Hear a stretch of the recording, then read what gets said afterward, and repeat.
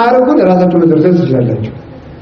የአባቶችን ትምህርት ነቢያት ከተነበዩት፣ ሐዋርያት ከሰበኩት፣ ሐዋርያውያን አበው ከተከተሉት፣ ሊቃውንት ከተረጎሙት፣ መነኮሳት ከኖሩት፣ ሰማዕታት ከሞቱለት፣ መላእክት ከሚዘምሩለት ከዚህ ስርዓት የወጣ የሚናገር ሰው ሁሉ ተቀባይነት የለውም። ሰይጣን የፈለገ ቢሆን በሰራተኛ ሰው ላይና በጾመኛ ሰው ላይ ክፉ ሐሳብ መዝራት አይችልም። በስመ አብ ወወልድ ወመንፈስ ቅዱስ አሐዱ አምላክ። በባህሪው ሞት በመንግስቱ ሽረት የሌለበት ነፋሳት ሳይነፍሱ ቀላያት ሳይፈሱ ብርሃናት ሳይመላለሱ ምድርና ሰማይ ሳይዘረጋ ከፍጥረት ሁሉ በፊት በአንድነቱ በሦስትነቱ ሲመሰገን የኖረ የአባቶቻችን አምላክ ሕያው እግዚአብሔር በልብ አስበን በአንደበት ተናግረን ስለማንፈጽመው ስለ ቸርነት ሥራው ስሙ የተመሰገነ ይሁን። እግዚአብሔርን የወለደችልን የድህነታችን መሰረት የመሰብሰባችን ምክንያት እናታችን ቅድስት ድንግል ማርያም ወላዲተ አምላክ ክብር ምስጋና ይግባት። አበው ሊቃውንት፣ ካህናት፣ ዲያቆናት፣ የእግዚአብሔር ቤተሰቦች፣ የቅድስት ድንግል ማርያም ልጆች ክርስቶስ ተንሥአ እሙታን አሰሮ ለሰይጣን ሰላም ኮነ። የእኛን መከራ ለእሱ ተቀብሎ የእሱን ሰላም ለእኛ የሰጠን ሕያው እግዚአብሔር መድኃኒታችን ኢየሱስ ክርስቶስ ስሙ የተመሰገነ ይሁን። በመካከላችን ተገኝቶ እንዲያስተምረን እንዲመክረን ቅዱስ ፈቃድ ይሁንልን። የጉባኤ ተዘክሮ ክፍል 5 ዛሬ እንቀጥላለን ካቆምንበት ማለት ነው። ትምህርቱ አይቋረጥም። ሌላ ትምህርትም አንቀጥልም። የምንቀጥለው ጉባኤ ተዘክሮ ክፍል 5 የቅዱስ ዳዊት መዝሙር ጥናት ነው የምንማማረው። እንኳን ለዚህ ቀን እንድንገናኝ እግዚአብሔር ፈቃዱ ሆነ። ስሙ የተመሰገነ ይሁን። በክፍል 5 የምናየው ባለፈው ብፁዕ የሚለውን አይተን ነው ያየነው። ብፁዕ ብእሲ የሚለውን አይተናል። ብፁዕ ማለት እውነተኛ ማንነት ማለት ነው። እውነተኛ ማንነት ማለት ነው ብለን አይተናል። ብፁዕ ብእሲ የምትለው የመዝሙረ ዳዊት ቃል የመዝሙረ ዳዊት መሰረት ወይም ለቤት መሰረት እንደሚጣል ሁሉ ለ150ው መዝሙር መሰረቷ ብፁዕ ብእሲ ናት ብለን አይተናል። ሰው ከዚያ በኋላ ንስሐ ቢገባ ቢጸልይ መከራ ቢቀበል አቀው ኩፍናዋተ ጽዋተ ቢል ጭንቅ መከራ ቢቀበል 24 ሰዓት ስብሐ ለልዕልተ ይሴብሐከ በቀን 7 ጊዜ አመሰግንሃለሁ ቢል ጸሎተኛ ቢሆን ብፁዕ ለመሆን ነው ብለናል። ስለዚህ የጽድቅ መሰረት ብፁዕ ብእሲ ናት። ሁለተኛ ብፁዕ ብእሲ የምትለው መዝሙር 1 ቁጥር 1 ላይ ያለችው ቃል የመዝሙረ ዳዊት ዘውድ ናት ብለን ተነጋግረን ነበር። ያቆምነው የመዝሙረ ዳዊት ዘውድ ሰው መከራ ተቀብሎ ወይም ነገስታት ተዋግተው መጨረሻ ላይ ዘውድ ከደፉ በኋላ ሌላ ክብር አይጨመርላቸውም። የንጉስነታቸው ማስረጃ ዘውድ ነው። ሰው በትዳር ጥሩ ትዳር ይዞ ተዋግቶ ሰይጣንን ተዋግቶ ቢያሸንፍ፣ በምንኩስናው ተዋግቶ ጋኔንን ተዋግቶ ቢያሸንፍ፣ በመምህርነት ቢያሸንፍ፣ በዲቁና በቅስና በክህነት ቢያሸንፍ መጨረሻ ላይ የሚያገኘው ዘውድ ምንድነው? ብፁዕነት ነው። ብፁዕነት። ስለዚህ ሰው ክርስቲያን የሆነው በአጠቃላይ ምን ለመሆን ነው ሲባል ብፁዕነት። የመጀመሪያውና የመጨረሻው ብፁዕ ማን ነው ሲባል እግዚአብሔር ነው ብለን ተነጋግረናል። ብፁዕ ማለት እውነተኛ ማንነት ነው። እውነተኛ ማንነት ደግሞ እግዚአብሔር ነው። ለማንነቶች ሁሉ ጥንት ለፍጥረታት መነሻ የሆነው እግዚአብሔር ስለሆነ ትክክለኛው ብፁዕ እሱ ነው። ብፁዕ ማለት ፍጹም መልካም ማለት ነው። ፍጹም መልካም ደግሞ እግዚአብሔር ነው። እግዚአብሔር መልካም ነው። መልካም የሆነ ነገር ሁሉ ከሱ የተገኘ ነው። ከእግዚአብሔር የተገኘ ሁሉ ነገር መልካም ነው። ከእግዚአብሔር ያልተገኘ መልካምም የለም። ከእግዚአብሔር የሆነ ነገር ሁሉ መልካም ነው። ከእግዚአብሔር ያልሆነ መልካምም የለም። ይሄ ቤት የእግዚአብሔር ቤት ነው። ይሄ ቤት የእግዚአብሔር ቤት ነው። ከእግዚአብሔር ቤት መልካም እንጂ ክፉ የለም። ማወቅ የሚገባችሁ እሱን ነው። እንዲህ ብላችሁ ካመናችሁ የምትፈሩት ነገር ሁሉ ከንቱ መሆኑን ታውቁታላችሁ። እግዚአብሔር መልካም ነው። ከእግዚአብሔር የሆነ ሁሉ መልካም ነው። እስኪ በሉ እግዚአብሔር መልካም ነው በሉ። የእግዚአብሔር የሆነ ሁሉ ምንድን ነው? መልካም ነው። ቤተ ክርስቲያን የማን ነው? የእግዚአብሔር ነው እንጂ የእግዚአብሔር የሆነ ሁሉ ምንድን ነው? መልካም ነው። የእግዚአብሔር በሆነ ነገር ላይ ክፉ ነገር የለም። በዚህ እርግጠኛ ሁኑ። ልባችሁን አታሸብሩት፣ አትከፋፍሉት። የእግዚአብሔር በሆነ ነገር ላይ መልካም እንጂ ክፉ የለም። ከዓለም የመጣ ክፉ ከእግዚአብሔር ቤት መልካም ሆኖ ይመለሳል እንጂ ከዓለም የመጣ ክፉ ከመልካሙ ላይ ማረፍ አይቻለውም። መጻጉዕ የ38 ዓመት ሆኖ መጣ። አልጋውን ተሸክሞ ሄደ። 12 ዓመት ደም ይፈሳት የነበረች ሴት መጣች። ደሟ ቆሞላት ተመለሰች። እጁ ሽባ የነበረ ሰው ከክርስቶስ ደረሰ። እጅን ዘርጋ አለው፣ ዘረጋ፣ ዘርግቶ ተመለሰ። ከተፈጠረ ጀምሮ ዓይን ያልነበረው ሰው መጣ፣ እያየ ተመለሰ ይላል። እስቲ እያየ ተመለሰ በሉ። እያየ ተመለሰ። ወደ እግዚአብሔር ዕውር ሆኖ መጣ፣ ከእግዚአብሔር ሲመለስ እያየ ተመለሰ። ከእግዚአብሔር መልካም ይገኛል፣ ከዓለም ክፉ ይገኛል። እነግረክሙ ከመ በዓለም ሕማመ ትርከቡ፣ በዓለም ስቃይ እንደምታገኙ በእኔ ዘንድ ሰላም እንደምታገኙ እነግራችኋለሁ ብሎ ነግሮናል።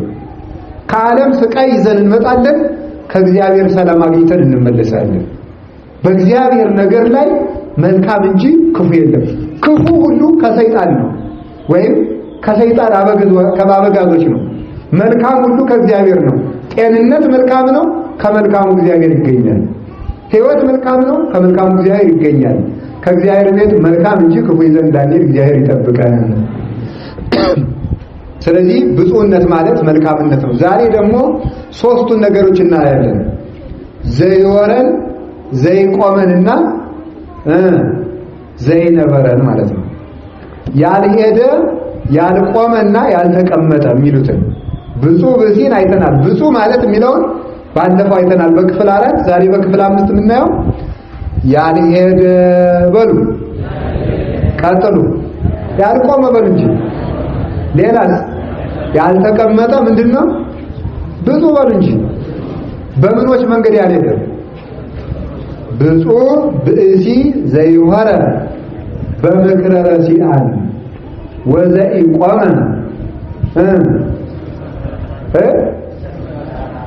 ምናላችሁ ውስተ ፍኖተ ኃጥአን ወዘኢነበረ ውስተ መንበረ መስተሳልቃን፣ በዝንጎች መንገድ ያልሄደ፣ በኃጢአተኞች መንገድ ያልቆመ፣ በሚሳለቁት በዋዘኞች ወንበር ያልተቀመጠ ብፁዕ ነው።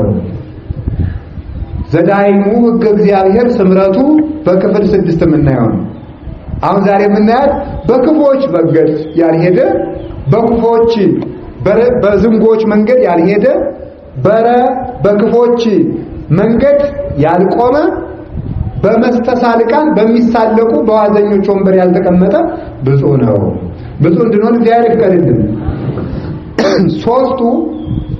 እነዚህ ሶስቱ የኃጢአት ደረጃዎችና ሶስቱ የጽድቅ ደረጃዎች ናቸው ብሎ ቅዱስ ባስልዮስ ዘቂሳርያ ይተረጉመዋል። ሶስቱ የኃጢአት ደረጃዎችና ሶስቱ የጽድቅ ደረጃዎች ናቸው። መሄድ፣ መቆም እና ምንድነው? መቀመጥ። በማን መንገድ በሉ እንጂ ክፎች የተባሉ ፍኖተ ኃጥአን ማን ነው ይላል። ፍኖተ ኃጥአን ሰይጣን ነው ይላል። ፍኖተ ኃጥአን ማን ነው? ፍኖተ ጽድቅ ክርስቶስ እንደሆነ ሁሉ ይላል። ፍኖተ ጽድቅ ክርስቶስ እንደሆነ ሁሉ ፍኖተ ኃጥአን ሰይጣን ነው።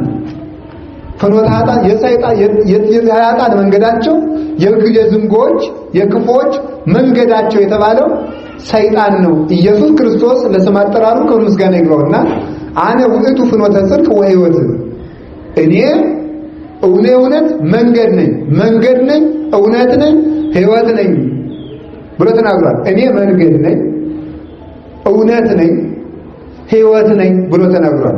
ሰይጣን ደግሞ ምንድነው? ውሸት ነው፣ የሞት መንገድ ነው፣ ሞት ነው። ስለዚህ ተመልከቱ፣ የኃጢአተኞች መንገድ ማለት ሰይጣን ነው። በኃጥአን መንገድ ያልቆመ ማለት ዲያብሎስ በሚሄድበት ስራ ያልሄደ ማለት ነው። በዲያብሎስ የተንኮል ስራ ያልተገኘ ሰው ብፁዕ ነው። መድኃኒቱ ምንድነው ይልና ተመልከቱ። ለዚህማ መድኃኒቱ ኦሆ በልዎ ለእግዚአብሔር ወእንቤ በልዎ ለጋኔን ወይርቅ እምኔክሙ፣ እግዚአብሔርን እሺ በሉት፣ ሰይጣንን ጋኔንን እምቢ በሉት፣ ከናንተ ይሸሻል። እግዚአብሔርን እሺ በሉት በሉ፣ ጋኔንን እምቢ በሉት፣ ከናንተ ምን ይላል? ይሸሻል። ስለዚህ በክፎች መንገድ የሞት መንገድ የተባለ በኃጢአተኞች መንገድ የተባለ ሰይጣን ነው፣ የሞት መንገድ ነው። እሱ ከሞት ያደርሳልና። በክፎች መንገድ ያልሄደ ማለት በአጋንንት ተግባር ያልተገኘ ሰይጣን ያልሆነ ማለት ነው። ሰይጣን ማለት ከሳሽ ማለት ነው። መስተቃርን ማለት ነው። ዲያብሎስ ማለት ነድ ውዑይ ኦፍ ሰራሪ ማለት ነው። ትኩሳት እየሆነ የሚያም ነድ ውዑይ ማለት የሚያቃጥል እሳት ማለት ነው። ዲያብሎስ ማለት እሳት የተባለበት ምክንያት ምንድነው? ትኩሳት፣ ራስ ፍልጠት፣ ሆድ ቁርጠት እየሆነ ህመም የሚያመጣ ሰይጣን ነውና። ኦፍ ሰራሪ የተባለበት ምክንያት ለማሳት ይፋጠናልና። ሩቅ ውዱቅ ይባላል፣ የወደቀ የተናቀ። ስለዚህ ራስ ፍልጠት፣ ሆድ ትኩሳት፣ ማንቀጥቀጥ፣ ንዳድ፣ ወባ፣ ችግር፣ አንገት የሚቆለምም ሰይጣን የሁሉ በሽታ ከማን ነው ሲባል ከሰይጣን። ከሰይጣን ነው። ከሰይጣን የመጣ ከማን በመጣ ይሸሻል? በሉ እንጂ ከማን በመጣ ይሸሻል? ከእግዚአብሔር በመጣ ይሸሻል። ስለዚህ በክፎች መንገድ ያልሄደ ማለት ሰይጣንን እሺ ያላለ ሰው ብፁዕ ነው። እስቲ እንግዲህ ሰይጣንን እሺ አልለውም የሚል እጁን ያወጣል። ይሄ እንደ ሰይጣንን እሺ አልለውም በሉ ከፍ አድርጉት። እሺ እግዚአብሔር ይመስገን። ማንን እሺ ላትሉት ነው? በሉ እንጂ። አሁን ዛሬ የተማርነው ምንድነው? በክፎች መንገድ ያልቆመ ምንድነው? ብፁዕ ነው። የክፎች መንገድ ማን ነው? ሰይጣን ነው እንጂ። የሕይወት መንገድ ማን ነው? እግዚአብሔር ነው። በክፎች መንገድ ማለት በሰይጣን መንገድ። የሰይጣን መንገዱ ምንድነው? ኃጢአት ነው እንጂ። ሰይጣን እሺ ትሉታላችሁ አትሉትም? ሰይጣንን እሺ አለ ማለት ተኙ ሲሉ እምቢ ብሎ መጸለይ፣ ሌሊት አትስጡ ሲል እምቢ ብሎ መስጠት፣ ዘሙቱ ሲል እምቢ ብሎ ንጹህ መሆን፣ ብሉ ሲል እምቢ ብሎ መጽዋት፣ ቀሙ ሲል እምቢ ብሎ መመጽወት፣ ተጣሉ ሲል እምቢ ብሎ መታረቅ። ለሰይጣን እምቢ ማለት ለፈቃዱ አለመታዘዝ ማለት። ሰይጣንን አልወደውም እያለ ይላል ሊቃውንት፣ ሰይጣንን አልወደውም እያለ የሰይጣንን ስራ የሚሰራለት ሰው ይሄ የሰይጣን ባርነት ያለቀቀው ሰው ነው። ሰይጣንን አልወደውም ይላል፣ የሰይጣንን ስራ ሲሰራ ይገኛል።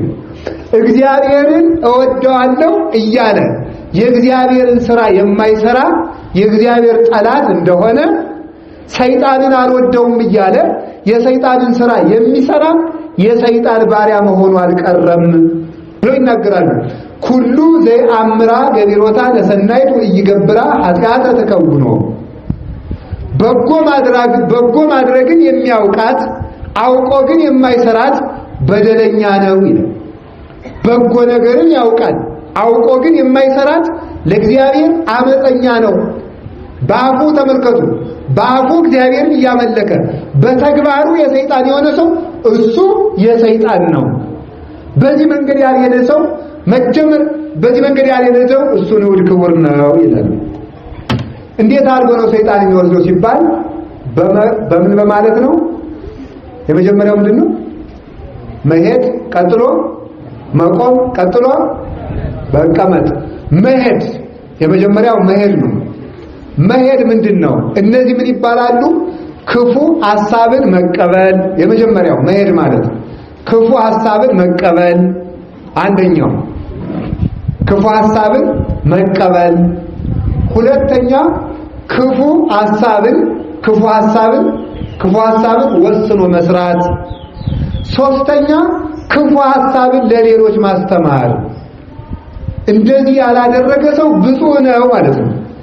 ክፉ ሐሳብን የማይቀበል ክፉ ሐሳብ ከማን ይመጣል? የመጀመሪያው ከራስ፣ ቀጥሎ ጋኔን መሳሪያ ከሚያደርጋቸው ሰዎች፣ ቀጥሎ ከራሱ ከሰይጣን ይመጣል። ስለዚህ የመጀመሪያው እርምጃ ብፁዕ ለመሆን ከፈለክ በኃጢአተኞች መንገድ አትጓዝ፣ ወይም በዝንጎች መንገድ፣ እግዚአብሔርን በዘነጉ ሰዎች መንገድ አትሂድ። እግዚአብሔርን በዘነጉ ሰዎች መንገድ ላለመሄድ የመጀመሪያው ክፉ ሐሳብን አለመቀበል። ክፉ ሐሳብ ከምን ይመነጫል? ከራስ አጋንንት ካደረባቸው ሰዎችና ከራሱ ከጋኔን። ክፉ ሐሳብ ከሶስቱ ነው የሚመነጨው። ከራስ እንዳይመነጭ ምንድነው መፍትሄው? ደግሞ ከራስ የሚመነጨው ኩን ጠቢበ ለእዱከ፣ በጠላት ላይ እወቅበት ይላል ማቴዎስ ወንጌል ላይ። በጠላት ላይ እወቅበት። ጠላት የተባለ ህሊና ነው። ክፉ ህሊናን እወቅበት።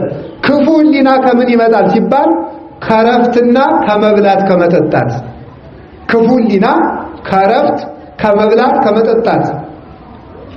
አዘውትረው የሚበሉ ሰዎች መትጋት አይቻላቸውም። የማይተጉ ሰዎች ክፉ ሐሳብ አይርቃቸውም። ልክ ለረጅም ጊዜ ከተቀመጠ ከከብቶች ጽዳጅ ከኩበቱ ከዚያ ከነሱ ከወጣው ነገር ትን እንደሚወለድ እረፍት ከሚያበዛና መብል መጠጥ 24 ሰዓት ከሚበላ ሰው ክፉ ሐሳብ አይታጣም ይላል። ስለዚህ የመጀመሪያው ከኃጢአት ነፃ ለመውጣት ብቸኛው መንገድ ከክፉ ሐሳብ መራቅ ነው። ከክፉ ሐሳብ ለመራቅ መራብና መትጋት ሁለቱ መድኃኒቶች ናቸው። ትጋት የሚገኘው በመራብ። የሚራብ ሰው ትጋትን ያገኛል። የሚተጋ ሰው እንባ ያገኛል። የሚያለቅስ ሰው ደግሞ እግዚአብሔርን ማየት ይቻለዋል። የላይኛው ዓይን በእንባ ሲቀጣ የውስጠኛው ዓይን ይበራልና ማለት ነው።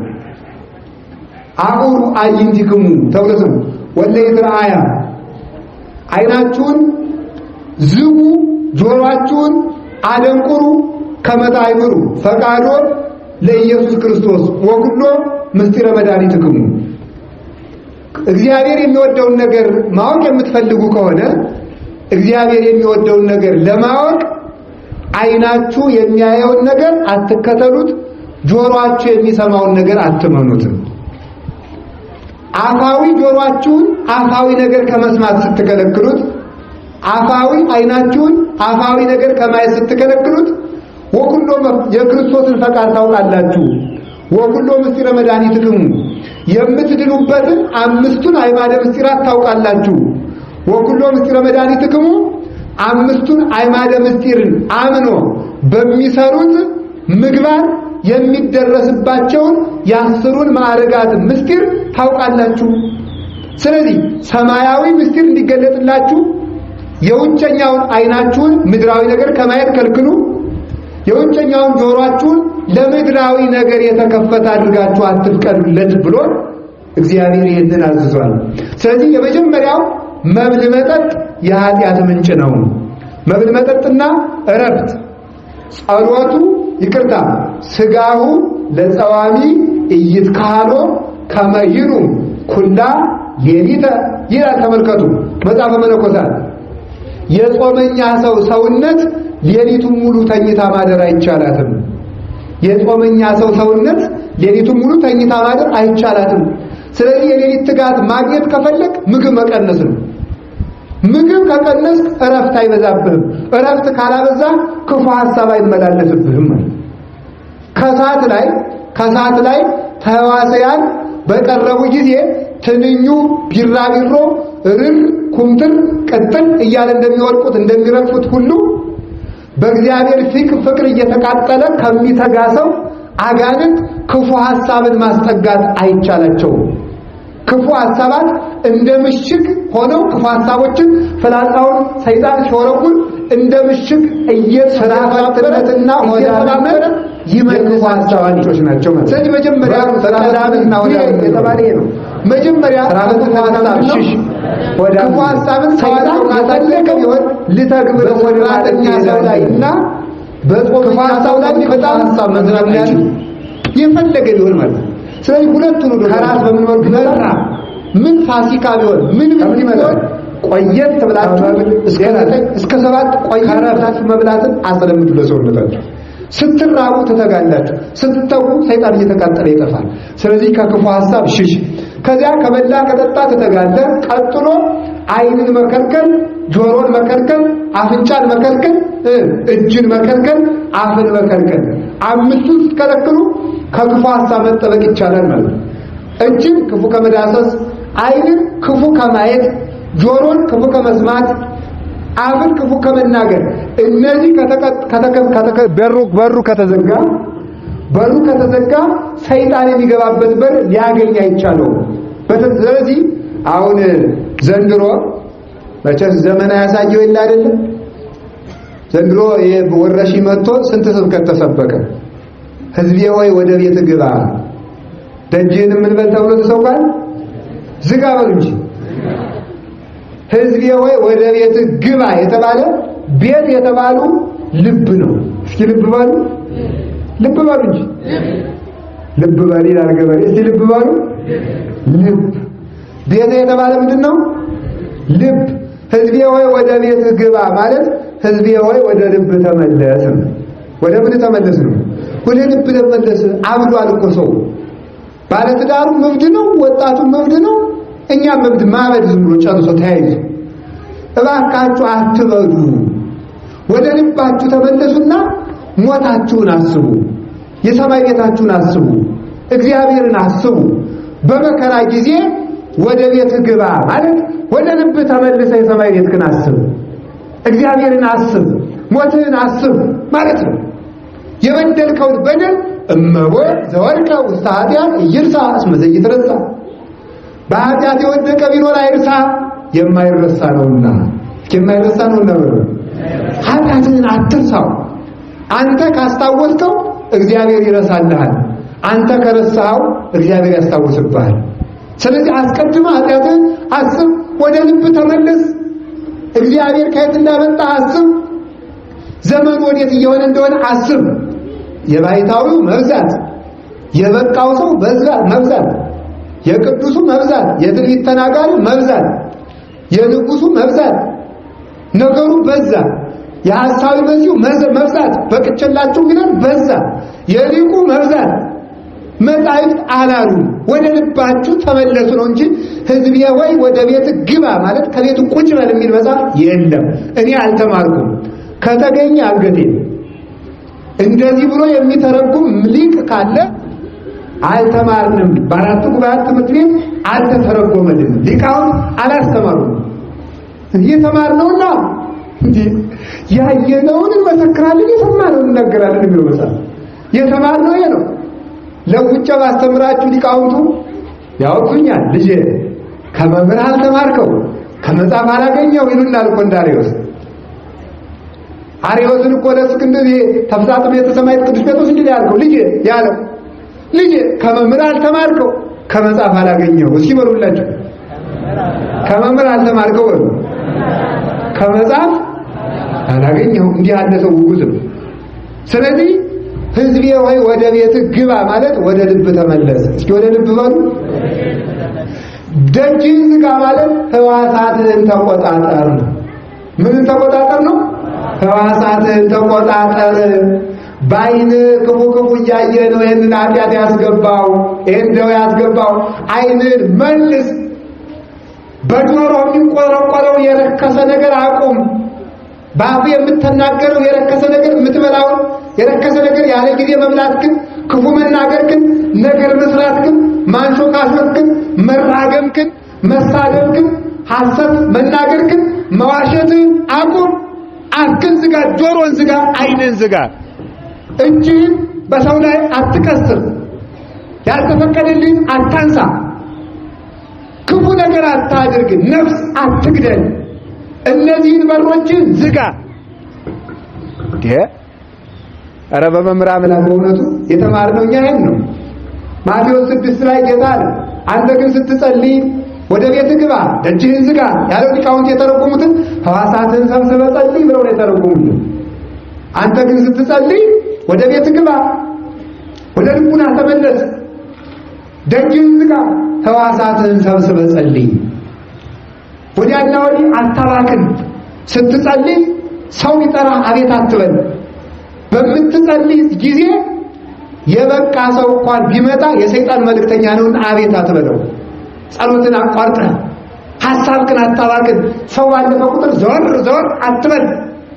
ደጅን ዝጋ ማለት ይሄ ነው። በትርጓሜ ወንጌል የተጻፈልን ይሄ ነው። የትንቢተ ኢሳይያስ ትርጓሜም ይህ ነው። ከዚህም ተጨማሪ በዜና እስክንድር መጽሐፍ አናቀጸ ሕይወቱ ለሰብ የሚባሉት የሰው ልጅ የሕይወት በሮች የሕይወት ቀዳዳዎቹ የሚባሉት ዓይኑ፣ ጆሮ፣ አፍንጫው፣ አፉ፣ እጁ ናቸው። የሚረክስም በእነዚህ ነው፣ በእነዚህ በገባው ነገር ነው። የሚቀደስም በእነዚህ በገባው ነገር ነው። ስለዚህ ደጅህን ዝጋ ማለት ሕዋሳትህን አስተካክል። ሲበሉ ሊቃውንቱ ምንክን አስተካክል? ሕዋሳትህን አስተካክል፣ ለክፉ ነገር የተዘጋ አድርገው ማለት ነው። ከቃሉ ጋር ናችሁ? እግዚአብሔር ከሁላችን ጋር ይሁን። ቅዱስ ዳዊት ምንድን ነው ያለው? አቤቱ ጌታ ሆይ ከበሽታ ጠብቀኝ፣ ከወረሽኝ አድነኝ አላለም። ያለ ምንድን ነው? ሲምግዚው አቃቤ ላፌ፣ አቤቱ ላፌ ዘበኛ አብጅልኝ። ምን አብጅልኝ አለ? ለምን? ላፌ የሚያስገድል አፍ ነው፣ ከእግዚአብሔር ጋር የሚያጣላ የሚያስገድል ጆሮ ነው፣ ሐሜት የምትሰማበት፣ ዘፈን የምትሰማበት፣ ክፉን የምታጠራቅምበት በእንደዚህ ያለ ነገር አላስገባም ብለህ ሕዋሳትን ዝጋ ማለት ነው። ሕዝቤ ሆይ ወደ ቤት ግባ የተባለው ወደ ቤትህ ወደ ድንግል ማርያም፣ ወደ ቤትህ ወደ ቤተ ክርስቲያን፣ ወደ ቤትህ ወደ መንግሥተ ሰማያት መልስ ማለት ነው። ውጣ ማለትስ አይደለም። ወደ ቤትህ ወደ ቤተ ክርስቲያን ግባ፣ ወደ ቤትህ ወደ ሕዋሳትህ ተመለስ፣ ወደ ቤትህ ወደ መንግሥተ ሰማያት አስብ፣ ወደ ቤትህ ወደ ቤተ ክርስቲያን አኮዜ አኮ ብነዜ አብያት አልቆ ያለ ቅዱስ አትናቴዎስ በቅዳሴው እኛስ አለ ነፋሳት የሚነቀንቁት ጎርፍ የሚያናውጠው ቤት የለንም። እስኪ ወሩላችሁ እኛስ ወሩ ነፋሳት የሚነቀንቁት ጎርፎች የሚያናውጡት አላ ኢየሩሳሌም አጋዚት እንተ በሰማያት። እንግዲህ ቤታችን እንዴት ያለች ናት ትሉኝ እንደሆነ በሰማይ ያለች ኢየሩሳሌም ሰማያዊት ናት ቤታችን። ቅዱስ ጳውሎስን ብትጠይቁት ተመልከቱ፣ ብትጠይቁት ምን ይላል? ለመተነስ ሰማይ ደርነ በምድር ብነ ሕንፃ ተመልከቱ፣ በውስተ ሰማያት ዘይገብሩ ወደ ሰብ። በምድር ያለው ቤታችን ቢፈርስም በሰማይ የሰው እጅ ያልሰራው ቤት አለን ብሎ ነው የተናገረ። ሁለተኛ ቆሮንቶስ 5 ላይ በምድር ያለው ቤታችን ቢፈርስም በሰማይ ቤት አለን። ቅዱስ ጴጥሮስን ብትጠይቀው ወንሴፎ ሐዳሳተ ሰማያት ወሐዳሰ ምድር፣ አዲስ ሰማይና አዲስ ምድርን ተስፋ እናደርጋለን። መልሰን ቅዱስ ጳውሎስን ብትጠይቀው ወነነሰ ዘውስተ ሰማያት ሀገርነ፣ እኛ ግን ሀገራችን በሰማይ ነው። ሀገራችን ቤት ነው ያለው። አዲያ የእግዚአብሔር ቤት ያላዳነንን በሽታ እኛ በጭራሮ የሰራነው ቤት ሊያድነን ነው? የድንጋዩ ክምር ሊያድነን ነው? የአምላክ ሥጋ የሚፈተትበት ቤተ ክርስቲያን ከበሽታ ካላዳነን፣ የአምላክ ደም የሚፈስበት ቤተ ክርስቲያን ከበሽታ ካላዳነን የኛ የብሎኬት ጥርቅም ነው የሚያድነን? አያድነንም። የሚያድነን የእግዚአብሔር እጅ ነው። ብንሰማ ይሻለናል። ከቃሉ ጋር ናችሁ? ከቃሉ ጋር ናችሁ? ስለዚህ ዘይሆረ ያለው ያልሄደ ያለው ክፉ ሐሳብን ያልተቀበለ ክፉ ሐሳብ ከምን ይመነጫል? ከራስ ወር እንጂ በምግብ በሆድ ሁለተኛ ሐሳብ በረፍት በሉ እንጂ። በሆዳምነትና በስራ ፈትነት በሉት እንጂ አሳምሩት። ስድቡን ትጠሩታላችሁ አይደል? በሆዳምነትና በሉ በምንድን ነው? በስራ ፈትነት ያመጣነው ነው። በዚህ ክፉ ሐሳብ ይመነጫል።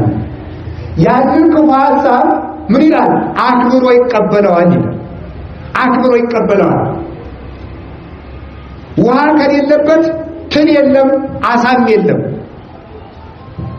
ትላትን እንዳይኖር ከፈለግ ውሃውን ማድረቅ ነው። እባብ እንዳይራባብ ከፈለግ ውሃውን ማድረቅ ማንጠፍጠፍ ነው። አጋንንት ባንተ ላይ ክፉ የክፉ ሐሳብ ትላትሎችን እንዳያራቡብህ እንዳይዘሩብህ ስረቅ፣ ዘሙት የሚል ክፉ ትላትል እንዳይዘሩብህ ጠፈፍ በል ነው። ጠፈፍ ማለት ክፉ ሐሳብን ደረቅ አድርገው በምን በትጋትና በጾም ምን አድርገህ ክፉ የሚያሳስቡ ሐዋሳትን በመወሰን እንዴት አድርገህ ተመልከት። ለማ አይንከ ታስሕተከ ብልሃ ወግድፋ አይን ብታስት ካንታው ተጠጣላል ማለት አይን ቀና ብዬ አልጸልይም ደሞኛል ብትልም እምቢ ብለህ ቀና በልባት። እምቢ ብለህ ቀና በልባት።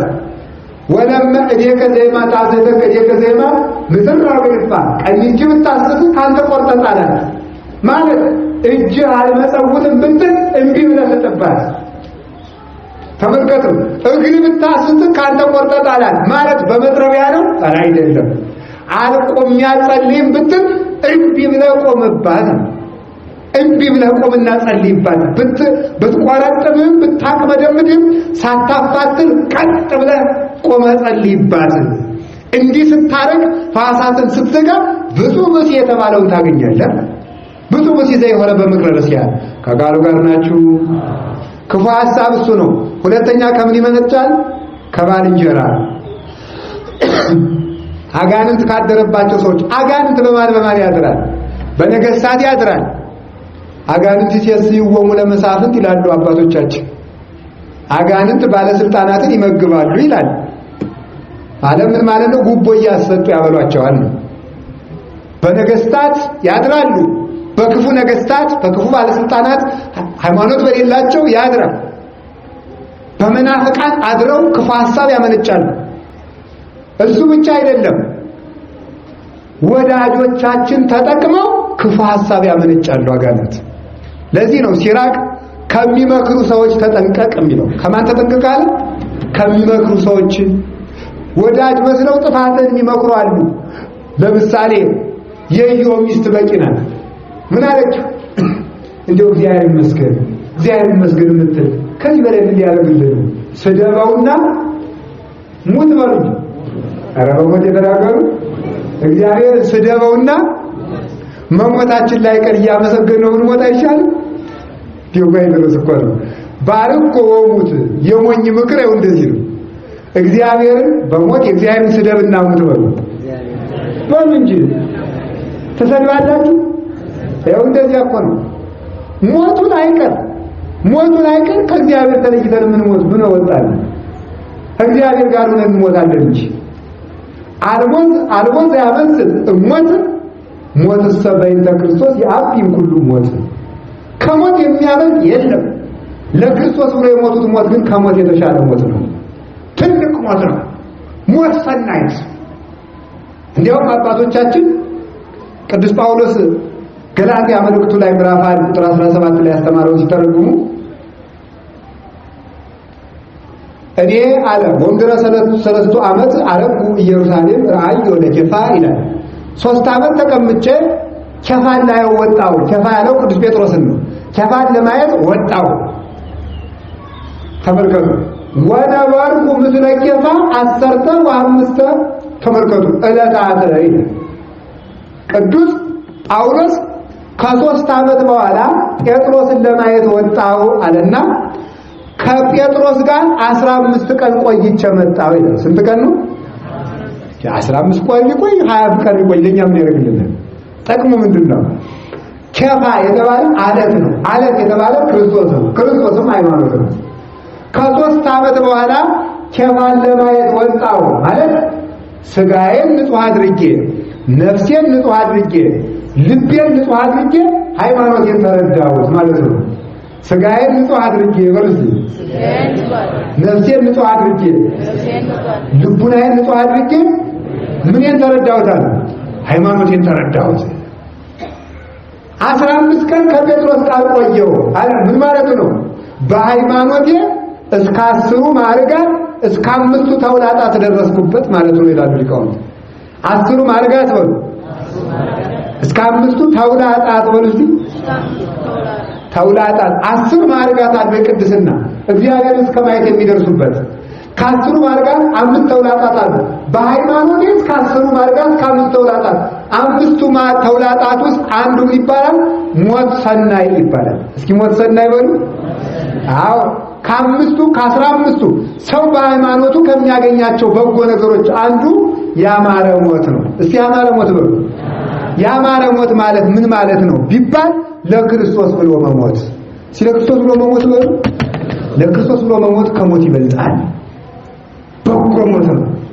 አንድ በሃይማኖት የሚገኝ ማዕረግ ማለት በሃይማኖት መሞት ነው።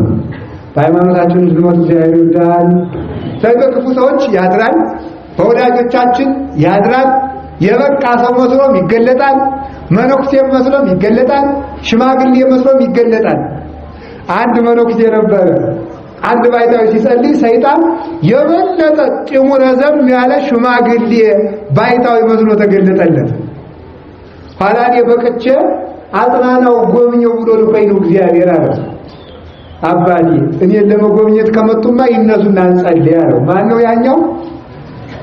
ማን ነው? አርበኛው ዲያብሎስ ነው። ከዚያ ተመልከቱ ብድግ አለና እንጸልይ ብሎታል። እሺ ጸልዩ አባ አርሶ ይጀምሮታል። ለዓለም ወለዓለም ዓለም ይዜኒ ወዘልፈኒ አለ። ትርጉም የለውም ማለት ነው። ዝም ብሎ ለዓለም ወለዓለም ይዝከታ ይዜኒ ወዘልፈኒ ለዓለም ወለዓለም ዓለም ምንድን ይህ ዛሬም ዘወትርም እስከ ዘላለም ምንድን እግዚአብሔር ማለት ነው። ዝም ብሎ ዛሬም ዘወትርም እስከ ዘላለም አባት የበስመ አብ ወወልድ ወመንፈስ ቅዱስ ይበሉ እንጂ ሲለው ያው የሚሆነው ታኖ ቀልጦ ጠፋ ይላል። ስለዚህ የበቃ መስሎ መነኩሴ መስሎ ካህን መስሎ ዲያቆን መስሎ ባይታዊ መስሎ ወዳጅ መስሎ ይፈትናል። ምንም ይሁን ምን ግን ማስተዋል የሚገባቸው ምንም ይሁን ምን ማንም ሰው በእግዚአብሔር ካልሆነ ሰይጣን አባቶቻችን ያስተማሩንን እስከ ተቃወመ ድረስ ማንንም ሰው አንቀበልም። ማንንም ሰው ምንንም ሰው እንግዲህ ማዕረጉን ራሳችሁ መዘርዘር ትችላላችሁ። የአባቶችን ትምህርት ነቢያት ከተነበዩት፣ ሐዋርያት ከሰበኩት፣ ሐዋርያውያን አበው ከተከተሉት፣ ሊቃውንት ከተረጎሙት፣ መነኮሳት ከኖሩት፣ ሰማዕታት ከሞቱለት፣ መላእክት ከሚዘምሩለት ከዚህ ስርዓት የወጣ የሚናገር ሰው ሁሉ ተቀባይነት የለውም። ማንኛውም ነገር መጻሕፍትን እስካልተቃወመ ድረስ እንቀበለዋለን። ስለዚህ ክፉ ሐሳብን በምን መዝናለን ሲባል በቅዱሳት መጻሕፍት። እስኪ በቅዱሳት መጻሕፍት በሉ ምን አላችሁ? ይሄ ከክፉ ሐሳብ የሸሸ ሰው ሐሳብን ከመታገል ሐሳብን መሸሽ ለመጽደቅ የመጀመሪያው እርምጃ ነው ይላሉ ሊቃውንት። ሐሳብን ከመታገል ሐሳብን መሸሽ፣ ሐሳብን ከመታገል ላድርገው አላድርገው ከማለት ሐሳቡን የምትተካበትን ሌላ ሐሳብ ተካይ ነው። ሐሳቡን የሚተካ ሌላ ሐሳብ ስታስብ ክፉ ሐሳብ ካንተ ወጥቶ ይወድቅልሃል ይላል። ስለዚህ መጀመሪያው ከሐሳብ መሸሽ ነው። ሁለተኛው ብፁዕ ብእሲ ተመልከቱ፣ ወዘይቆመ ውስተ ፍኖተ ኃጥአን ተመልከቱ። ፍኖተ ኃጥአን ደግሞ ምንድነው? ኃጢአቱን ማሰቡን ይስበው ቆርጦ ያልሰራው ሰው ብፁዕ ነው። ሲቆርጦ ያልሰራው ሰው በሉ ቆርጦ ያልሰራው ሰው ብፁዕ ነው። የመጀመሪያው ክፉ ሐሳብ ያላሰበ ሰው ያስከባል ነው። ለመቤታችን ብቻ አላልስ እንጂ ለምኑ ተው ወተደግሎ ዲና ሙሉ ደሰብ ለመላእክት ሊተክዶሙ ድንጋሌ ዲና እስማ አበሱ በፍቶት ወረዱ ምዘ በቀዳሚ ኃጢአትን ከማሰብ መጠበቅ ከቶ ለማን ተቻለው ይላሉ ሊቃውንት። ለመላእክትስ እንኳን አልተቻላቸውም። በቀደመው ወራት ያልተሰጣቸውን ሽተው በድለው ከምድር ወደ ሰማይ ከሰማይ ወደ ምድር ወርደዋልና ይላል። ስለዚህ የህሊና ድንግልና ለማርያም ለእመቤታችን ብቻ ተሰጥቷል። እሷን የመሰሉትም ታግለው የህሊና ድንግልና ያገኛሉ። ይሄን ያደረገ ሰው ብዙ ነው። ባይሳካስ እስኪ ባይሳካስ ብሎ ባይሳካ ቀጣዩን አመጣው ወዘ የቆመ ውስተ ፍኖተ ኃጥአን። ያም ባይሆን ክፉ ሐሳብ አለማሰብ ባይቻልም ኃጢአቱን ያልሰራው ሰው አስቦ ያልፈጸመው ሰው ብዙ ነው። እስኪ አስቦ ያልፈጸመው ወሩ አቤት። ለዚህ ነው ተፍጻሜተ ሰማዕት ቅዱስ ጴጥሮስ አርዮስና አለው ልጄ አስበው እንደሆነ አትናገረው፣ ተናግረው እንደሆነ አትድገሙ። እስኪ በሉ አስበው እንደሆነ በሉ፣ ምን አትበሉ፣ ተናግረው እንደሆነ አትድገሙ። ይሄ ነው እንግዲህ ተመልከቱ። ኃጢአት አታስቡ፣ አስበው ከሆነ እንዳትናገረው በሞዴል ተናግረው ደግሞ እንደሆነ እንዳትደግሙ። ስለዚህ ዋናው ነገር ምንድነው? ኃጢአትን ወስኖ አለመስራት። ይሄ ብፁዕነት ያሰኛል። እያዩ ያልታሰበ ማለት ቅዱስ ሙሴ ጸሊም ሰኔ 4 ቀን ይመጣላቸዋል። ታላቁ አባታችን ሙሴ ጸሊም የስጋ አምሮት ያዘ። አረ ስጋ ዛሬስ አለው ዝም ብሎ እንግዲህ ሙሴ ጸሊም ፊት ክርስቲያን ሳይሆን በጊቱን በጥፍሩ ገፎ ነበር የሚበላል። ይገርማል እኮ በጥፍሩ ላጥ አርጎ ገፎ ይበላታል። ጠጅ ሲጠጣ እንስራውን እንዳለ ከነጆሮ አንስቶ ነበር የሚገለብጠው። ኋላ ግን እግዚአብሔር ከዚህ ህይወት አውጥቶ ጥሩ ክርስቲያን አደረገው። የቀድሞ ህይወቱ እየታሰበው በፈተና ማይበል ይዋኝ ጀመረ። በምንኩስናው ጊዜ ክፉ ኃጢአት የሚባለው የቀድሞ ኃጢአት ቀድሞ ስንሰራው የነበረው ኃጢአት ክርስትና ስንጀምር እንኳን እየመጣትዝ ይላል። የዚህ ጊዜ ተመልከቱ፣ ስጋ ቀድሞ ይበላው የነበረው በግ ትዝ አለ። ኃጢአትን ያላሰበ ብዙ ነው በሉ አስቦሳ ባይሳካለት ምን ያለው ብዙ ነው አሰበው ብዙ ነው አሰበና እባቡን ጠበሰው። አሁን ጠበሰና ይሄም ስጋ ነው ብይ አላሰውነቱ ይበላል አይበላም። ከዚያ በኋላ ሲያንገፈግፈው መመለስ መልሶ ወደ ማጥቶት ጤፍ እንጀራ ሲያሰኘው ከተማ ሄድና ጤፍ እንጀራ ስጡኝ፣ የላመ የጣመ ምግብ ስጡኝና የላመ የጣመ ምግብ አስቀርቦ ትክ ብሎ ይሄን ነው አይደለም ይሄን ነው ፈልገሽ ነበር እና ሰውነቱ መልሶ አንሱ ብሎ ጥሎት ይመጣል። ኃጢአትን ያላሰበ ቢያስብ እንኳን እያየ የተወሰው ሰማዕት ነው። እያየ የተወሰው አንድ መነኩሴ ነበረ እንደ ሲያጣ የጾመውን ይላል ገበሬው፣ ሲያገኝ የበላው የጾመኝ ይበሉ። አሁን አንድ መነኩሴ የበቃው ነኝ አለ። በቅታው አባ ሸጋ ነው። ከበቁሳ ወርቅ በድስት ሞልቶ ቢያገኙት ምን ይላል? አንድ ሴት አብራዎት ብታድር ምን ያደርጋሉ? አይ ወርቁን መቼም ላለማንሳት እታገላለሁ፣ ከሴቲቱ ጋርም ያው እንዳልወርቅ እንዳልሰናከል አምላኬን እለምናለሁ። አይ አባ ወርቁን እንደ ጠጠር ቆጥረውት ሴቲቱን እንደ ወንድም ቆጥረዋት ካደሩ በቅተዋል ማለት ነው። ወርቁን እንደ ጠጠር ቆጥሮ መሄድ፣ ሴቲቱን እንደ ወንድም፣ ሴቶችም እናቶችም ደግሞ ወንዶችን እንደ እህት ቆጥረው ካደሩ በቅተሃል ማለት ነው። እስካልበቃህ ድረስ ግን እንደዚያ መቁጠር ካልቻልክ ግን ገና እየታገልክ ነውና በቅቻለሁ አትበል። ገና ላዩን ቀለም ተቀብቶ ውስጡን ቤት ሌባ የዘረፈው ቤት ነው የምትመስል። ገና ነህ ብሎ መለሰልህ። አንዲት እመምኔት ናትና የበቃች እመምኔት። እመምኔት ማለት የእናቶች ገዳም አስተዳዳሪ እናት ማለት ነው። እና አርዲቶቿን ሴቶችን መነኮሳት ሰብስባ ስትሄድ አንዱ ጀማሪ መነኩሴ እቺ መናጢ ሴት ወጥመድ መጣች ብሎ እየሮጠ መንገድ ሰብሮ ሲሄድ አባ ክብር ቢኖር ኑሮ እኮ ሴት መሆናችን አታውቀንም ነበር አለች። አይታና ድረስ እኮ ነው ወረደችበት አይደል? ክብር ቢኖር ኑሮ ክብር ቢኖር ማለት ለቅድስና በተበቃ ኑሮ ገና ሆነ ነው እንጂ ሴት ሆነን አንታይም ነበር፣ ወይ መልአክ ሆነን ወይ ወንድም ሆነን እንታይ ነበር አለችው። ስለዚህ ይሄንን መስራት አስቦ ያልሰራው ሰው ቢሆንም በቅቶ ወርቅ ሰይጣን አንድ ቀን ለጌታ ምን አደረገው? ለኔ እኮ ብትሰግድልኝ አለና ቀጠሩን ብር አረገና ይሄን እሰጥሃለሁ አለው። አዲያ ሊቃውንት ሲተረጉሙት አይ እናቶች መምህራን ማምላክ እንዲህ አሉ። ጌታ ግን ያይለታል እንዴ?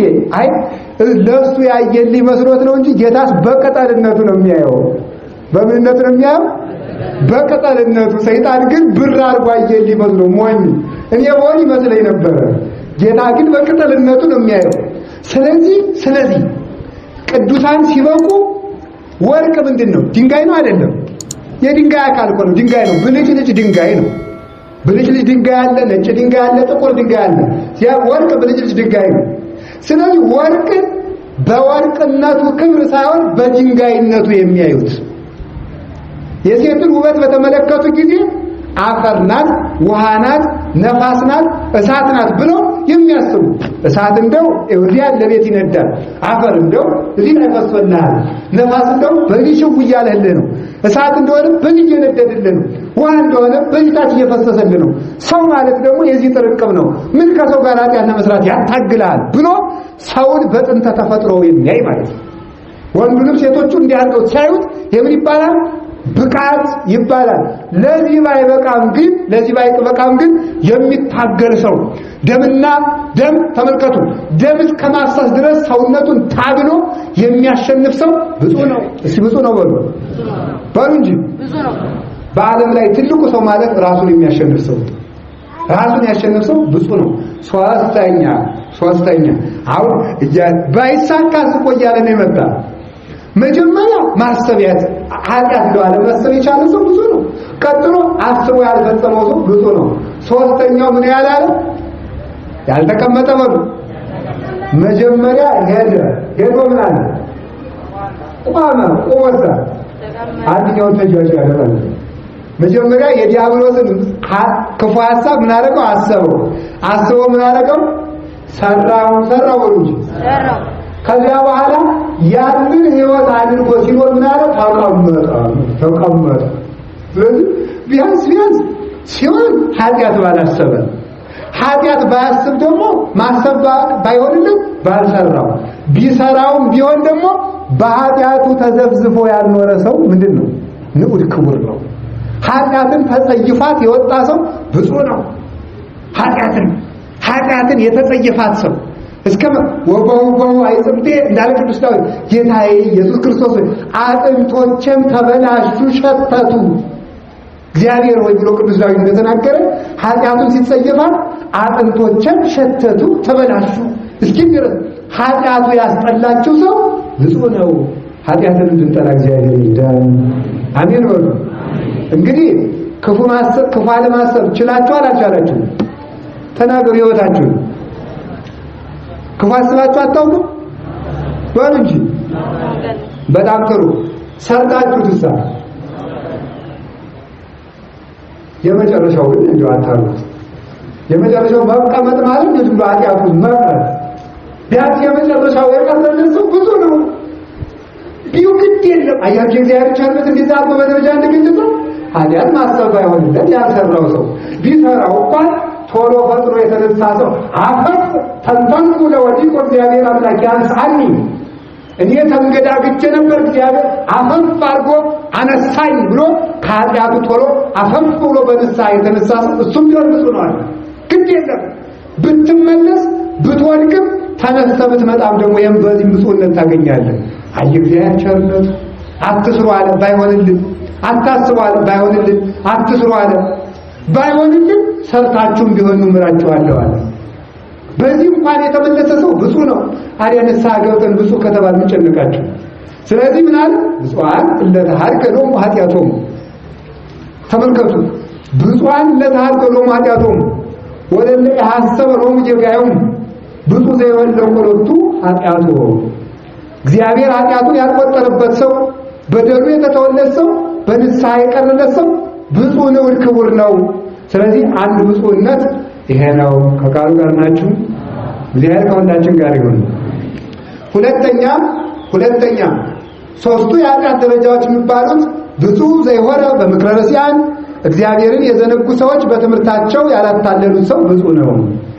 ያ አሁን ደግሞ በመናፍቃን ትምህርት ያልታለለ፣ ቅድም በኃጢአት እስኪ በመናፍቃን ያልታለለ በሉ። በምን ያልታለለ?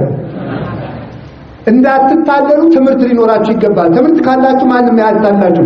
ያልታለለ ሰው ተታሎም እንኳን ቢሆን ያለማ ተታሎም እንኳን ቢሆን በትምህርቱ ጸንቶ ሳይኖር እንዲህ ያለ ክደት ሰምቼ ነበር አስተምሩኝ ብሎ የመጣ ሰው እሱ ብዙ ነው። ወይም እንኳን ቢሆን ክዶም እንኳን ቢሆን 3 ወር 4 ወር እንኳን እነሱ አዳራሽ እነሱ ቤት ገብቶ እንኳን ቢሆን ፈጥኖ ደግሞ አሁን የተመለሰ ሰው ወደ ይቆመ ተመልከቱ። ረሲያን ኃጥአን እግዚአብሔር ያጡ አሁን የሚያወጡ ሰዎች በሚኖሩበት ክደት እዚህ ይዞት ጠፍቶ ያልቀረ ሰው ብዙ ነው። ብዙ ወንድሞቻችን ከቤተ ክርስቲያን ወጥተው የቀሩት ትልቅ ይዟቸው ነው። ታውቃላችሁ? አሁን ብዙ ፓስተሮች ውሸት እንደሆኑ ያውቁታል። ያሉበት ሃይማኖት ማለት ነው። ብዙ የሌላ እምነት ሰባኪዎች ሁሉ ያዙት እምነት ውሸት እንደሆኑ ተረድተውታል። እንዳይመለሱ ግን ትዕቢታቸው ከዚያ ሰባኪ ናቸው። እዚህ ሲመጡ ምንድነው የሚሆኑ? ህዝብ ሰምታችኋል አይደለም? ቁጭ በሉና ምዕመናን ንስሐ ግቡ ሊባሉ ሆነ። ሞት ይሻላል።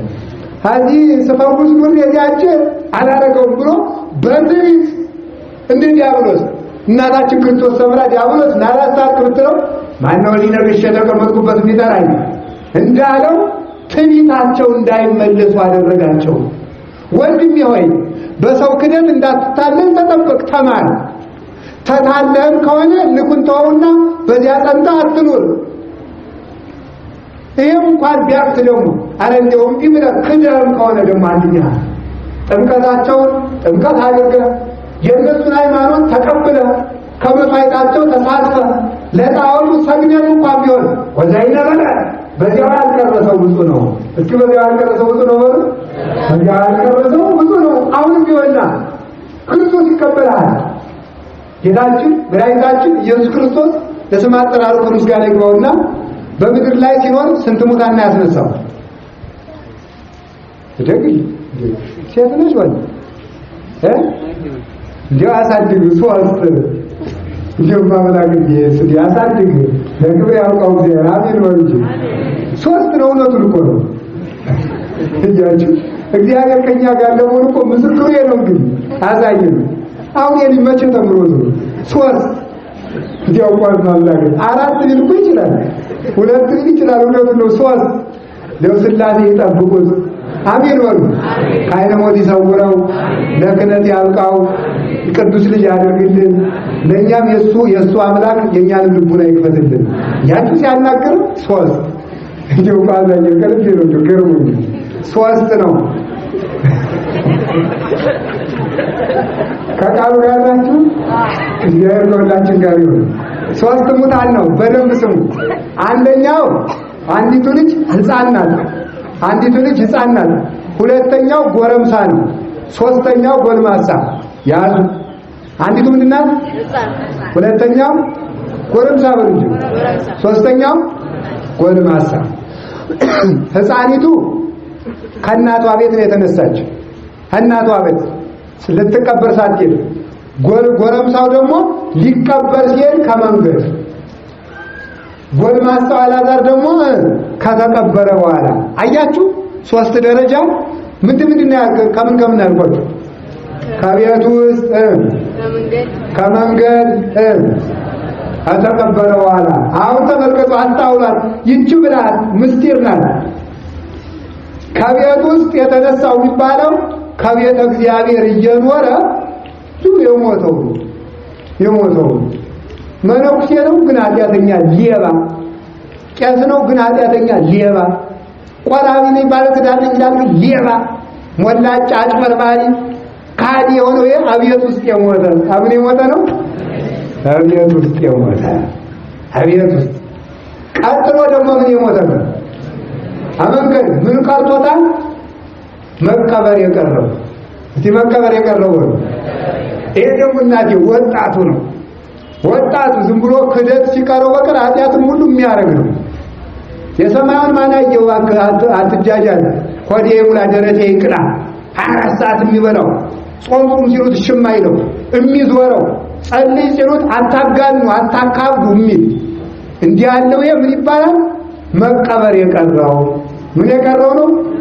ክደት ብቻ ሲቀረው ኃጢአትን ሁሉ መርጦ ኃጢአትን ሁሉ ያደረገ ማለት ዝም ብሎ በስም ክርስቲያን ብቻ ይባላል። ሶስተኛውሳ ምኑ የተነሳ ነው? ጎልማሳው የተቃወ የተነሳው አላዛር። ይሄ ደግሞ ከክደትም ቢሆን የሚመልሰው ነው። ስለዚህ ምን ማለት ነው? ክርስቶስ ከቤት ውስጥ ሙናችሁ ብትሞቱ አነሳችኋለሁ፣ በዳሪ ሞታችሁ ቆይታችሁ ብትሞቱ አነሳችኋለሁ፣ ክዳችሁ ብትመለሱ እቀበላችኋለሁ የማለት ሶስቱንም ክርስቶስ ያደረገ ሀለውኒ አባግ ዘኢኮና እምዝንቱ አጠቅ ምንድነው? እነዚያንም ተመልከቱ አመጣቸው ዘንድ ሀለውኒ አምጾን ዘ አመጣቸዋለሁ ወይ ከኩና አደ መሬት ለሃዱ ኖላዊ ለአንድ መንጋ አንድ እረኛ ይሆናል ብሎ የካዱትም ቢሆን ከመጡ እቀበላቸዋለሁ ብሏል። ስለዚህ በመናፍቃን ያልተታለለ ብዙ ነው እንጂ ተታሎም ፈጥኖ ክደቱን በትምህርት ያጣራ ምንድን ነው? ከካደ በኋላም ቢሆን የተመለሰ ምንድን ነው? ብዙ ነው። ከክደት ተመልሰው የበቁ ስንቶች አሉ። ለክብር የበቁ ሙት ያነሱ ብዙ ቅዱሳን አባቶቻችን አሉ። ሁላችንም ልቡናችንን ይመልስልን። አሜን በሉ እንጂ። ሌላው ከቃሉ ጋር ናችሁ? እግዚአብሔር ከሁላችን ጋር ይሁን። ሌላው ደግሞ ይሄ ሁሉ ቢያቅተው ለሰው ያላስተማረው ሰው ብዙ ነው። ለምን ያላስተማረ ሰው ቢያንስ ይጸድቃል፣ ቢያንስ ይጽደቅ። ባይጸድቅ ግን ለሌሎቹ ያላስተማረ ሰው ወዘይ ነበረ እሱ ክፉ ሐሳብ ተክሎ ያልሄደ ሰው እሱ ብዙ ነው ሲሆን እኛ እንመለስ። ባይሆን ለሰው ክፉ ከማስተማር እግዚአብሔር ይሰውረን፣ ሰው ከማስተናገድ እግዚአብሔር ይጠብቀን። አሜን በሉ። እንግዲህ ረሲዓን ከቃሉ ጋር ናችሁ? እግዚአብሔር ከሁላችን ጋር ይሁን። ረሲዓን የሚባሉት ጣዖት የሚያመልኩ ናቸው። ዝንጎች የተባሉት የፈጠራቸውን የዘነጉ፣ ኃጢአተኞች የሚባሉት ደግሞ ባልንጀራቸውን የሚበድሉ ናቸው። የመጀመሪያዎቹ እግዚአብሔርን የበድሉ ናቸው። ሁለተኛው ባልንጀራቸውን የሚበድሉ ናቸው። ሶስተኞቹ ደግሞ ምንድን ናቸው? እነዚህ ደግሞ ዓይኑ በፈረጠ ሰውነቱ በደነቆረ ጆሮ በማይሰማ እግሩ በተቆረጠ ሲሳለቁ የሚውሉ ናቸው። ስለዚህ ከዋዘኞች ጋር ተቀምጦ በሰው የማይስቅ ሰው እርሱ ብፁዕ ነው። ብፁዕ ነው በሉ እንጂ ከቃሉ ጋር ናችሁ? እግዚአብሔር ከሁላችን ጋር ይሁን። ወይም ምን ማለት ነው? መጀመሪያ ኃጢአትን እንዳሰባት የሚናዘዝ ሰው፣ እስኪ እንዳሰባት የሚናዘዝ ወሩ። ሁለተኛ ሊሰራው ሲል የሚናዘዝ ሰው፣ እስኪ ሊሰራው ሲል ወሩ። እገሌን ልመተው ብዬ ይገርሞታል አባዬ ሰው ደርሶብኝ ታውቆት እግዚአብሔር አወጣኝ ብሎ ቢሆን የሚናዘዝ ማለት ነው። ሰው እኮ ይገርም ኃጢአት እኮ ልንሰራ ስንል ሰው የሚደርስብን እኮ እግዚአብሔር ጥበቃ እንደሆነ ታውቃላችሁ። ሊጠብቀን እኮ ነው። አዳዳ አንዳንዱ ሰው አይ ብሎ ይናደድ ይሆናል። ደግሞ ሊሰጥ ስልሰጥ ስትል እኮ ሰው ከጭ ካለባችሁ እግዚአብሔር ጠብቋችኋል ማለት ሌባ እንዳትሆኑ ነው። አስቦት ሊሰራው ሲል የተናዘዘ። ሶስተኛ ሰርቶ ቢሆን የመጣ ብፁዕ ነው። ሰርተን ቢሆን ለመምጣት ያውቃል። አሜን። ሌላ በሁለተኛው ወገን ብዙ ብእሲ ዘይሆነ በመክረ ረሲዓን ወዘይቆመ ውስተ ፍኖተ ኃጥአን ወዘይነበረ ውስተ መንበረ መስተጻድቃን። ይሄ ደግሞ ሶስተኛው ነው። በጎ ሐሳብን የተቀበለ ሰው ብፁዕ ነው። አሁን እንግዲህ በተቃራኒ ሆነ። እስኪ በጎ ሐሳብን ነው የተቀበለ ሰው ብፁዕ ነው በሉ እንጂ። ሁለተኛ ወዘይቆመ ውስተ ፍኖተ፣ በዚህኛው ዘቆመ ሊሆን ነው ማለት ነው። ወዘይቆመ ውስተ ፍኖተ ኃጥአን ሲል ደግሞ ተመልከቱ፣ የተቀበላትን በጎ ሐሳብ የሚሰራት ሰው ብፁዕ ነው። እስኪ በሉ የተቀበላትን በሉ በጎ ሐሳብ የሚሰራት ሰው ምንድን ነው? ብዙ ነው። ሶስተኛ የጀመራትን በጎ ስራ የሚዘልቃት ብፁዕ ነው። ሲበሉ የጀመራትን በጎ የሚፈጽማት ምንድን ነው? ብፁዕ ነው። እነዚህ ሶስት ደረጃዎች ደግሞ ኃጢአትንም ለመስራት ሶስት ደረጃዎች አሉ። ክፉንም ለመስራት ሶስት ደረጃዎች አሉ። በጎንም ለመስራት ሶስት ደረጃዎች አሉ። አሁን ወደ በጎ እንምጣ። በክፉ እንዳንጨርስ ትምህርታችን። አንድን በጎ ሐሳብ የመጀመሪያው እርምጃ ጻድቅ ለመሆን ምንድነው? መቀበል። ሲመቀበል በሉ ሁለተኛ መጀመር በሉ። ሶስተኛ አጥንቶ መፈጸም። እንዳትረሱ ማምላክ መቀበል በሉ። መጀመር እሺ፣ አጥንቶ ማለት መፈጸም። እንዲህ ያደረገ ሰው ብፁዕ ነው። መቀበል ለመቀበል ምን ያስፈልጋል? በጎ ሕሊና። በጎ ሕሊና በሉ። በጎ ሕሊና። ምክንያቱም መቀበል ይገባል ስንል ደግሞ በጎና ክፉን ለይተን አውቀን ነው። ንሕነሰ መሲሐውያን ናይምር ዘይበቋነ ወዘኢይበቋነ።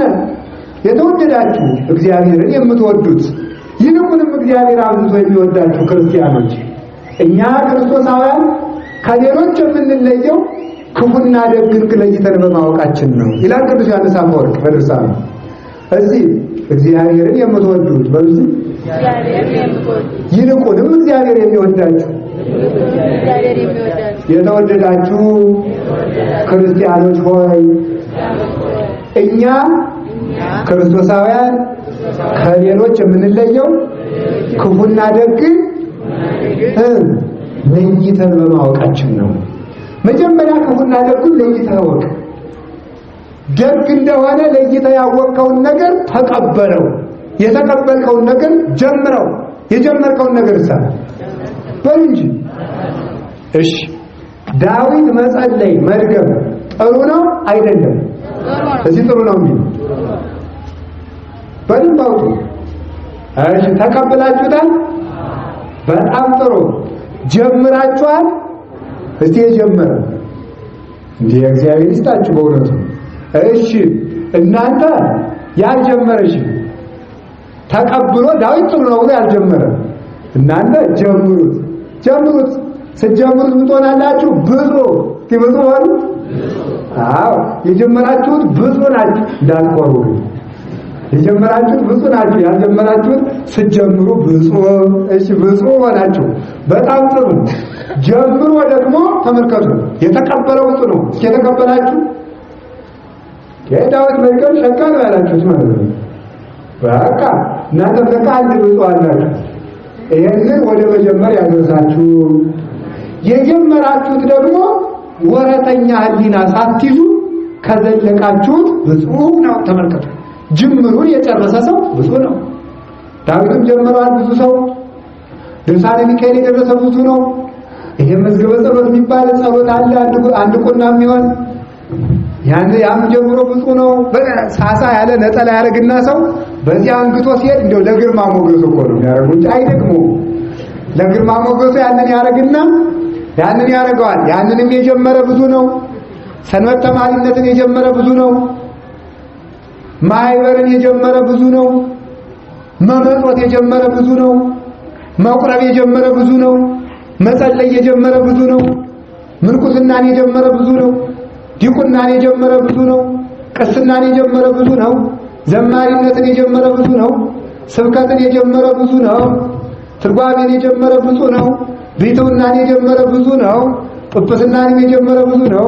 ፕትርክናንም የጀመረ ብዙ ነው። የፈጸሙት ግን ጥቂቶች ናቸው። ስለዚህ የፈጸመ ሰው ብዙ ነው። የፈጸመ ሰው ብዙ ነው።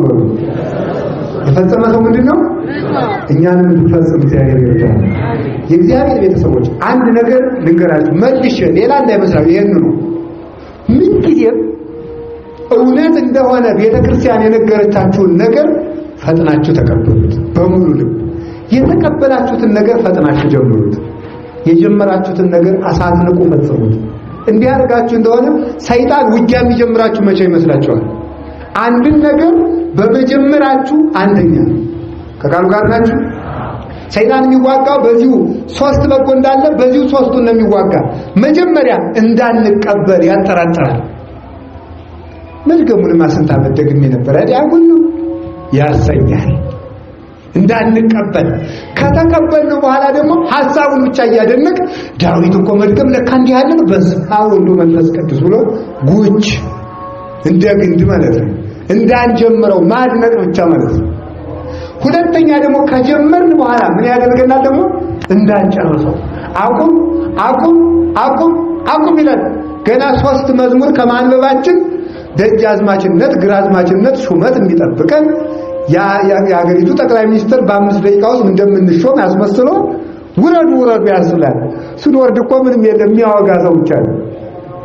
አዛኝ ይውብኝማ እንደውም መቤቴ 10 ደቂቃ ቶሎ ጥድፍ አድርጎ ጸሎት ያስጨርሳችሁና እንደጨረሳችሁ ሄሎ በቃ 40 ደቂቃ ወሬ 10 ደቂቃ ጸሎት ማለት። ሰይጣን እንደዚህ አድርጎ እንዳያባክንባችሁ በጠላታችሁ ላይ እወቁበት። ስለዚህ አሁን ትልቁ ያጣናቸው እነዚህ 3 ነገሮች ናቸው። በህይወታችሁ ቋጥራችሁ ያዟቸው። አንደኛ በሙሉ ልብ የሚያምን ክርስቲያን ነው የጠፋው።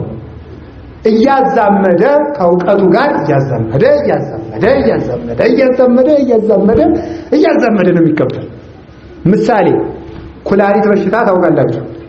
ለኩላሊት ጠጠር ጥሩ ነው ግም ነው በሉ እንጂ ጥሩ ነው ያማላም በጣም ጥሩ። ከአንድ ቅዱስ ገድል ላይ ጠጠር የዋጠ ሰው ከቤተ ክርስቲያን ውስጥ ኩላሊት ይድናል ይባላል። ይኸውላችሁ ችግሩ እዚህ ላይ የሚፈጠር ማለት ነው። የቤተ ክርስቲያን የሆነ ነገር በሙሉ ልብ ለማመን ህሊናችን ማዘጋጀት የመጀመሪያው ማለት ነው። የቤተ ክርስቲያን የሆነ ነገር እውነቴን እንገራችሁ ደግሞ እንዳትታለሉ። በእርግጠኝነት የቤተ ክርስቲያን የሆነ በእርግጠኝነት የቤተ ክርስቲያን መሆኑን በምን እናውቀዋለን? አንዱ ውሸታምን መጥቶ ባይታዊ ነው መነኩሴ ነው ሰባኪ ነው መምህር ነው ሊል ይችላል ብትሉ ይሄንን ትምህርት ነቢያት ተናግረውታል ወይ? እስኪ በሉ። ሐዋርያት ሰብከውታል ወይ? በሉ። በጣም ጥሩ። ሊቃውንት ተርጉመውታል ወይ? ሰማዕታት ሞተውለታል ወይ? መነኮሳት መንነውለታል ወይ? መላእክት በቅዳሴያቸው ያመሰግኑበታል ወይ? በሉ። በዚህ ይመዘናል። በዚህ ተመዝኖ እውነት እንደሆነ የገባችሁን ነገር ሳትጠራጠሩ ተቀበሉት። አሁንም ከዚህ ከመጣው ወረርሽኝ ሕያው እግዚአብሔር ይጠብቀናል። በሙሉ ልባችሁ መኑ። እሺ የሚጠብቀን አይተኛም። እስኪ አይተኛም በሉ። ናው ይደክሶ ይነግሙ ወይነኩም ዘያቅሙ ለእስራኤል እስራኤል ዘነፍስን ሲቅርና እስራኤል ዘሥጋን የሚጠብቅ ያው እግዚአብሔር አንቀላፋም። እግዚአብሔር ይቀብቀ እግዚአብሔር ይድንቀ በማለዲሁ እግዚአብሔር ይጠብቅ ይላል ቅዱስ ዳዊት። ማል ተጻያው ይከብ የፀሐይ ምች ገለኛል እንዳትል ሳቆነ ነው ለፀሐይ ማለት ፀሐይ የፈጠረው አምላክ ፀሐይ ያዝበታል። አይዋ አትፍራ። ተመልከቱ። ወይ ወርህ በሌሊት የሌሊት ጨረቃ ሲመጣ ምች ቢመጣኝስ ወይስ በዚያ የሚነሳ ወረሽ ቢመጣ ጨረቃውን የፈጠረው እግዚአብሔር አይደለም? በዚያም ደግሞ የሌሊት ጨረቃ እንዳይቀዘቅዝ እግዚአብሔር ይጠብቃል። እግዚአብሔር ይቀብቀን ሁሉ እኩይ እግዚአብሔር ከክፉ ነገር ሁሉ ይጠብቅህ። ወይትማፀና ለነፍስከ እግዚአብሔር ነፍስህን ባደርነት በአባትነት በእጁ አድርጎ ይንከባከብልህ። እግዚአብሔር ይቀብከ በንግደትከ ወበእቶትከ ይዜው እስከ ለዓለም። እግዚአብሔር መውጣትና መግባትህን ይጠብቅልህ አለ ቅዱስ ዳዊት። እስኪ አሜን አትሉ? እግዚአብሔር በሉ መውጣትህን መግባትህን ምን ይበልልሃል? ይጠብቅልህ። መዝሙረቱ ያለ ስትወጡ በእግዚአብሔር ስም ውጡ፣ ስትበሉ በእግዚአብሔር ስም በሉ፣ ስትተኙ በእግዚአብሔር ስም ተኙ፣ ስትራመዱ በእግዚአብሔር ስም ተራመዱ፣ ቢሮ ስትገቡ በእግዚአብሔር ስም ግቡ፣ ታክሲው ስትገቡ በእግዚአብሔር ስም ግቡ። አይነካችሁ። ሕያው እግዚአብሔር ከኛ ጋር ነው። እግዚአብሔር የታመነ ነው። በቃሉ ሐሰት የለበትም። ይህንን በሙሉ ልባችሁ ተቀበሉ። ይህንንም ተለማመዱት። ይህንንም ፈጽሙት። ያሰብነውን ደግ ነገር መጀመሪያ በጎ እንድናስብ በጎ ማሰቡን ይስጠን። በጎ ያሰብነውን እንድንጀምረው እግዚአብሔር ኃይል ይስጠን። የጀመርነውን እንድንፈጽመው እግዚአብሔር ይርዳን። ስለዚህ ይሄ ጉባኤም ጀምረናል፣ እንድንፈጽመው እግዚአብሔር ይርዳን። ሳምንትም እግዚአብሔር ይረዳል። ቢፈቅድና ብንኖር ጉባኤያችን ይቀጥላል። ያስተማረን ያው እግዚአብሔር የተመሰገነ ይሁን። እግዚአብሔር ከሁላችን ጋር ይሁን። ስብሐት ለእግዚአብሔር ወለወላዲቱ ድንግል ወለመስቀሉ ክቡር። ይቆየ